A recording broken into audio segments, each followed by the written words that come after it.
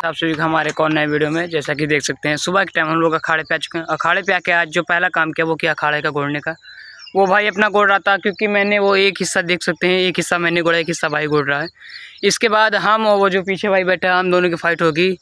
देखते हैं क्या होता है आगे। देख सकते हैं आप पूरा अखाड़ा लगभग पूरा कंप्लीट है। दिखा दे भाई, दिखा दे। और ये पूरा सराउंड भी एक लेवल भी हो चुका है। तो अब हम दोनों भाई की कुश्ती होने जा रही है। ये देखते हैं क्या होता है, कौन जीतता है कौन हारता है। क्यों, चलो देखते हैं क्या होता है।